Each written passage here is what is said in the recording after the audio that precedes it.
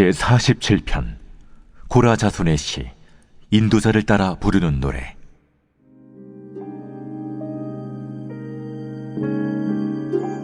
너희 만민들아, 손바닥을 치고 즐거운 소리로 하나님께 외칠지어다.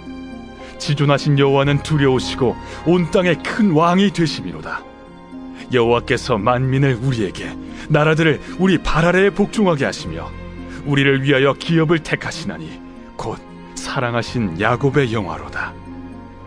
하나님께서 즐거운 함성 중에 올라가시며 여호와께서 나팔 소리 중에 올라가시도다. 찬송하라, 하나님을 찬송하라. 찬송하라, 우리 왕을 찬송하라. 하나님은 온 땅의 왕이심이라 지혜의 시로 찬송할지어다. 하나님이 뭇 백성을 다스리시며 하나님이 그의 거룩한 보좌에 앉으셨도다. 문나라의 고관들이 모이며 아브라함의 하나님의 백성이 되도다. 세상의 모든 방패는 하나님의 것이며 그는 높임을 받으시리로다. 제48편 고라 자손의 시 곧 노래. 여호와는 위대하시니 우리 하나님의 성 거룩한 산에서 극진히 찬양받으시리로다. 터가 높고 아름다워 온 세계가 즐거워하며 큰 왕의 성 곧 북방에 있는 시온산이 그러하도다. 하나님이 그 여러 궁중에서 자기를 요새로 알리셨도다. 왕들이 모여서 함께 지나갔으며 그들이 보고 놀라고 두려워 빨리 지나갔도다. 거기서 떨림이 그들을 사로잡으니 고통이 해산하는 여인의 고통 같도다. 주께서 동풍으로 다시스의 배를 깨뜨리시도다. 우리가 들은 대로 만군의 여호와의 성, 우리 하나님의 성에서 보았나니 하나님이 이를 영원히 견고하게 하시리로다. 하나님이여, 우리가 주의 전 가운데에서 주의 인자하심을 생각하였나이다. 하나님이여, 주의 이름과 같이 찬송도 땅끝까지 미쳤으며 주의 오른손에는 정의가 충만하였나이다. 주의 심판으로 말미암아 시온산은 기뻐하고 유다의 딸들은 즐거워할지어다. 너희는 시온을 돌면서 그곳을 둘러보고 그 망대들을 세어보라. 그의 성벽을 자세히 보고 그의 궁전을 살펴서 후대에 전하라. 이 하나님은 영원히 우리 하나님이시니 그가 우리를 죽을 때까지 인도하시리로다. 아멘. 우리 어떤 말이나 글은 그것이 어떤 상황에서 고백되었느냐 혹은 쓰여졌느냐를 잘 이해하는 것이 중요합니다. 상황을 이해하면 오히려 그 말이나 글에 대한 깊은 이해를 우리가 가질 수 있고 겉으로는 알 수 없었던 또 그 안에 담겨있는 의미를 제대로 이해할 수 있기 때문에 그렇습니다. 그런 의미에서 오늘 우리가 시편 47편과 48편을 읽었는데요. 오늘 47편의 배경이 어떠한지를 먼저 살펴보는 것이 중요합니다. 오늘 시편 47편의 배경을 알 수 있는 구절은 5절입니다. 5절은 이렇게 시작하고 있죠. 하나님께서 즐거운 함성 중에 올라가시며 여호와께서 나팔 소리 중에 올라가시도다. 하나님께서 올라가신다라고 말합니다. 하나님이 직접 올라가는 것을 사람이 어떻게 볼 수 있었겠습니까? 여기 본문에서 말하는 것은 언약궤가 시온성으로 올라가는 장면을 마치 하나님께서 올라가는 것으로 묘사하고 있는 것이죠. 따라서 오늘 본문의 배경은 사무엘하 6장에 있는 오베데돔의 집에 오랫동안 머물렀던 언약궤를 다윗의 시대 시온성, 이 다윗성으로 옮기고 있는 장면에서 쓰여진 시편으로 많은 학자들이 생각합니다. 하나님의 성, 하나님께서 함께 하시는 그 임재를 상징하는 언약궤가 이제 이스라엘 백성들의 현장으로 들어오고 있는 것이죠. 그전에는 이 오베데돔 집에서 몇 년간 머물면서 이스라엘 백성과 거리가 있었던 겁니다. 그런데 그 하나님의 임재하는 이 언약궤가 시온성으로 올라온다는 거죠. 그런데 그것을 마치 하나님이 올라가시고 여호와께서 올라오시는 그런 장면처럼 오늘 묘사하고 있는 겁니다. 특별히 오늘 시편은 매년 초하루, 우리로 말하면 1월 1일 날 예배를 하나님께 예배할 때마다 불렀던 찬송시입니다. 우리가 송구영신 예배를 1년에 첫 번째 있는 아주 중요한 예배를 생각하는 것처럼 이스라엘 백성들도 모든 노래가 다 중요하지만 특별히 1월 1일 날 한 해를 시작하면서 드렸던 예배에서 오늘 시편 47편을 불렀다는 것은 이 시편 47편이 이스라엘 백성들이 얼마나 중요한 요소였는지를 우리에게 말씀해 주고 있는 것이죠. 오늘 고라 자손들은 먼저 하나님을 찬양할 것을 우리에게 요구합니다. 1절 이렇게 말하죠. 너희 만민들아 손바닥을 치고 즐거운 소리로 하나님께 외칠지어다. 손바닥을 치라는 것, 즐거운 소리로 하나님께 외치라는 것, 적극적으로 하나님을 찬양할 것을 말씀하고 있는 겁니다. 여러분, 오늘 본문에서 이 고라 자손들이 왜 하나님 앞에 적극적으로 하나님을 외치고 찬송할 것을 말씀하고 있습니까? 어떻게 우리가 하나님을 그렇게 적극적으로 즐겁게 찬양할 수 있겠습니까? 오늘 2절 말씀 이렇게 말하죠. 지존하신 여호와는 두려우시고 온 땅에 큰 왕이 되심이로다. 여기 하나님이 어떤 분인지를 말씀합니다. 지존하다는 말은 엘리온이란 단어입니다. 가장 높으신 하나님. 이 세상에 많은 신들이 있지만 그 신들 위에 있는 가장 높으신 하나님을 말할 때 지존하시다라고 말합니다. 그 다음에 옆에 보면 온 땅의 큰 왕이라고 말합니다.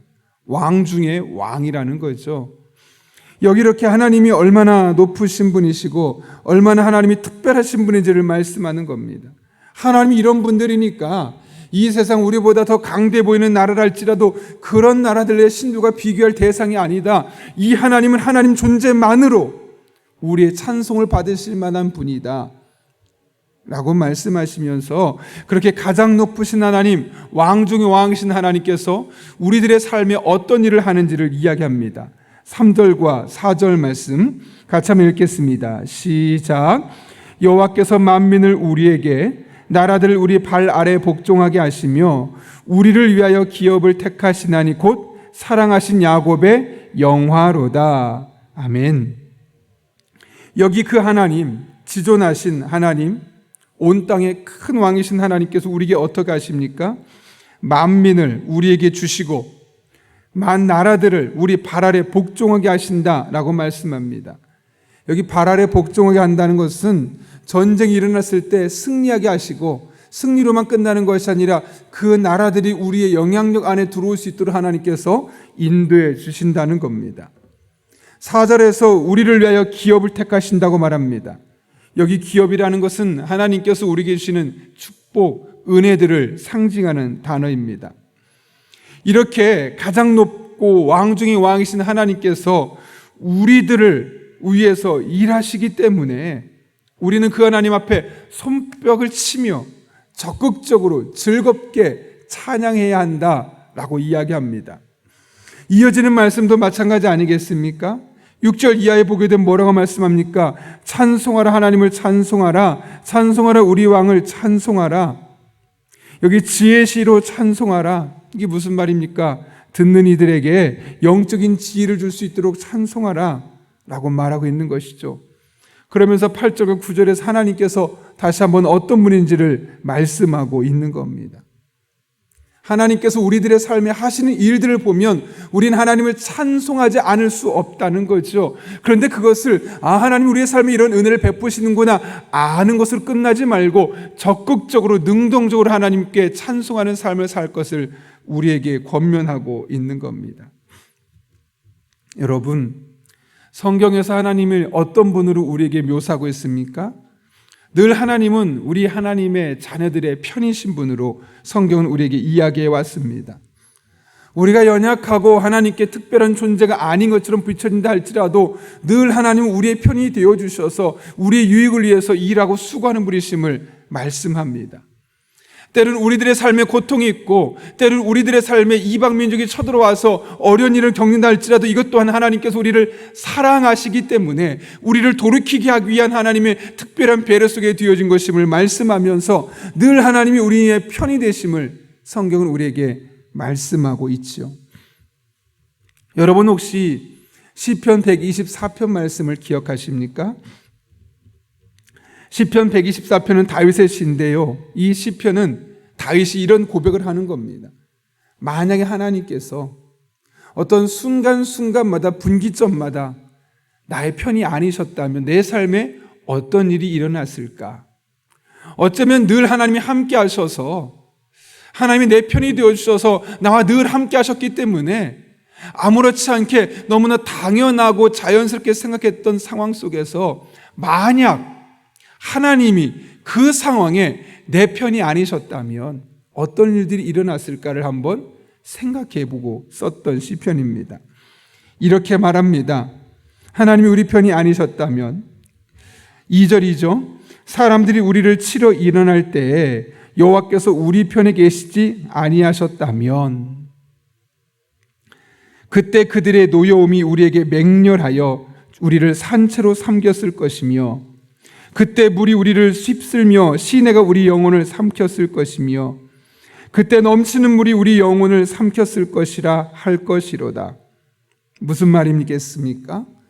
그 어려운 시기마다 내가 미처 인식하지 못했던 그 시기마다 하나님이 만약 내 편이 되어주지 않으셨다면 우리는 우리에게 다가오는 수많은 위험에 휩쓸려서 영혼까지 삼킴을 당하고 하나님으로부터 떨어지고 멀어지고 은혜 가운데 소외된 하나님의 자녀가 될 수밖에 없었음을 말씀합니다. 그런데 하나님이 그렇게 하지 않으셨죠. 그래서 6절 이하에서 이렇게 말합니다. 우리를 내주어 그들의 이에 씹히지 아니하게 하신 여호와를 찬송할지로다. 그들의 먹잇감이 되게 하지 아니하신 하나님, 우리를 지켜주신 하나님을 말씀하는 거죠.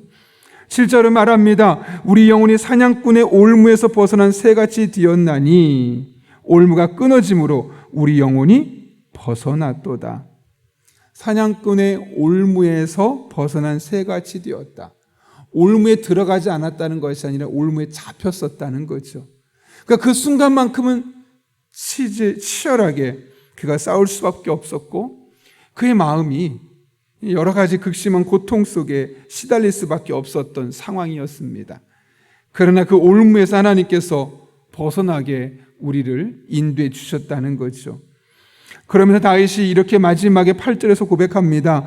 우리의 도움은 천지를 지으신 여호와께 있도다. 하나님께서 우리의 편이 되어주셔서 지금까지 하신 일들을 돌아보니까 아니 하나님이 우리 편이 아니었다면 내 삶에 지금까지 어떤 일들이 일어났을까를 거꾸로 생각해 보니까 역시 나의 도움은 하나님밖에 없구나. 내가 의지할 대상, 내가 끝까지 붙들고 나아갈 분은 하나님 한 분밖에 없구나 라는 것을 그가 절실하게 깨닫게 되었던 것이죠.